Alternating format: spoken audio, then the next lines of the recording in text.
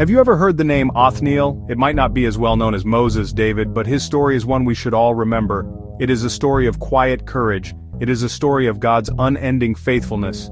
Othniel was the very first judge of Israel. He was a man who lived in a time of great trouble. He was a nephew of the great warrior Caleb, a man who had seen God's power firsthand.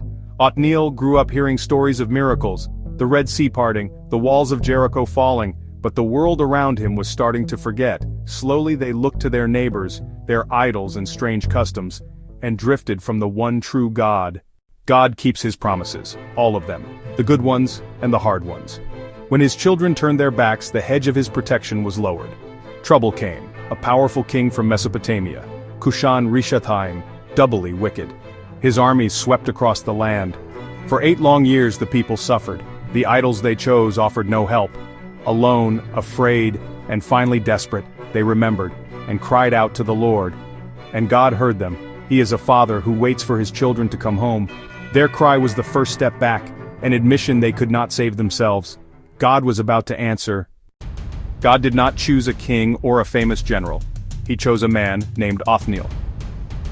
We first meet Othniel Courageous, the one who captured Debir, Caleb's younger nephew, raised to believe God's promises. While Israel bowed to idols, Othniel did not. His heart was in the right place, and the Spirit of the Lord came upon him. Human logic said the task was impossible, but faith was bigger than fear. He was not fighting for glory or land or treasure, but for the freedom of God's people, to restore their relationship with God. He gathered Israel. His bravery was contagious, a light in the darkness. The battle was more than a clash of armies, it was a test of faith. Cushan-Rishathaim had power, numbers, and cruel confidence. Othniel led discouraged farmers and shepherds, outmatched in weapons and numbers, but he had what the king did not, the promise and power of Almighty God.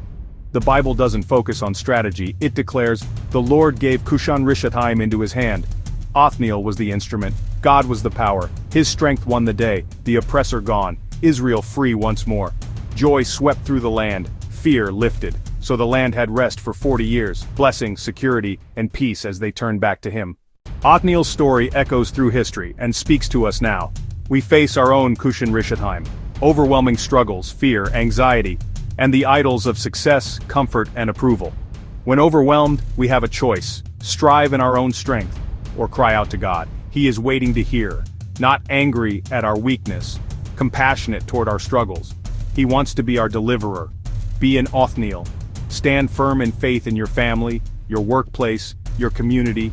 You don't need to be the strongest or the smartest, just willing. Say, yes, Lord, use me. Through faithfulness, he brings lasting peace. Trust in him, stand firm, your victory is assured.